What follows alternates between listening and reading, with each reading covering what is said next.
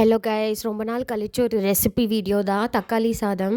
இதுக்கு வந்து whole spices தக்காளி, வெங்காயம், பச்சை மிளகா, கருவேப்பிலை, புதினா, இஞ்சி பூண்டு பேஸ்ட், லெமன் எடுத்துக்கோங்க. நான் இன்றைக்கி வந்து நிலத்தரிசியில் தான் பண்ணேன்.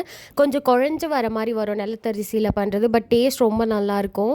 ஃபர்ஸ்ட் எண்ணெய் ஊற்றிக்கோங்க, அது கூட கொஞ்சம் நெய்யும் ஊற்றிக்கோங்க. பிகாஸ் தக்காளி சாதம் பிரியாணி எது பண்ணாலும் நெய் கொஞ்சம் விட்டால் டேஸ்ட் நல்லாயிருக்கும். அதுக்கப்புறம் ஹோல் ஸ்பைசஸ் போட்டு நல்லா எண்ணெய் காஞ்சதுக்கப்புறம் தான் போடணும். அதுக்கப்புறம் பச்சை மிளகா, கருவேப்பிலை. என்கிட்ட இன்னைக்கு சின்ன பச்சை மிளகா தான் இருந்துச்சு, அதனால் ஒரு 4-5 போட்டேன். உங்களுக்கு பெருசாக இருந்தால் 2 போதும். அதுக்கப்புறம் வெங்காயம் இந்த மாதிரி ஸ்லைஸ் பண்ணி எடுத்துக்கோங்க. அதையும் போட்டு நல்லா வதக்கிட்டு உப்பு போட்டுக்கோங்க. எப்போவுமே இஞ்சி பூண்டு பேஸ்ட் வந்து தக்காளி போட்டதுக்கப்புறம் தான் போடணும், இல்லைன்னா தீஞ்சிடும், டேஸ்ட்டும் நல்லா இருக்காது. ஸோ தக்காளி போட்டுட்டு அதுவும் நல்லா வதங்கினதுக்கப்புறமா இஞ்சி பூண்டு பேஸ்ட் போட்டுக்கோங்க. நான் இன்றைக்கி 1 கிளாஸ் அரிசிக்கு தான் இந்த அளவு. நீங்கள் எவ்வளோ அரிசி எடுக்கிறீங்களோ அதுக்கேற்ற மாதிரி டபுள் தி குவான்டிட்டி பண்ணிக்கோங்க. நல்லா வதக்கிட்டு மஞ்சள் தூள் ரொம்ப கம்மியாக, சும்மா கொஞ்சமாக போட்டுக்கோங்க.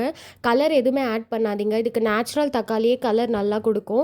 அதுவும் நல்லா வதக்கினதுக்கப்புறமா மிளகாத்தூள் போட்டுக்கோங்க. மிளகாத்தூள் மீடியமாக போட்டுக்கோங்க, பிகாஸ் நம்ம பச்சை மிளகா சேர்த்ததால் அதுவே காரம் நல்லா வரும். அதுக்கப்புறம் புதினா, கொத்தமல்லி போட்டுட்டு நல்லா வதக்கிக்கோங்க. எண்ணெய் பிரியிற ஸ்டேஜில் தான் புதினா, கொத்தமல்லி போடணும். ஸ்பைசஸ்லாம் போட்டதுக்கப்புறம் ஃபஸ்ட்டே போட்டுறாதீங்க. அதுக்கப்புறம் இதுவும் வதங்கினதுக்கப்புறமா கொஞ்சமாக லெமன் விட்டுக்கிட்டேன். நான் தயிர் இல்லாததால் லெமன் விட்டேன். நீங்கள் தயிர் இருந்தால் அதுவும் சேர்த்துக்கலாம், ரொம்ப நல்லாயிருக்கும். அதுக்கப்புறம் வதங்கினதுக்கப்புறமா 1 கிளாஸ் அரிசிக்கு 2 கிளாஸ் தண்ணி தான் அளவு. நான் அதுதான் எடுத்திருக்கேன். பச்சை தண்ணியை ஊற்றிக்கலாம், சுடு தண்ணி தான் ஊற்றணும்னு அவசியம் இல்லை. அதுக்கப்புறம் இதுவும் நல்லா கலந்து விட்டுட்டு நல்லா கொதிக்கணும், அப்போ தான் அரிசி போடணும்.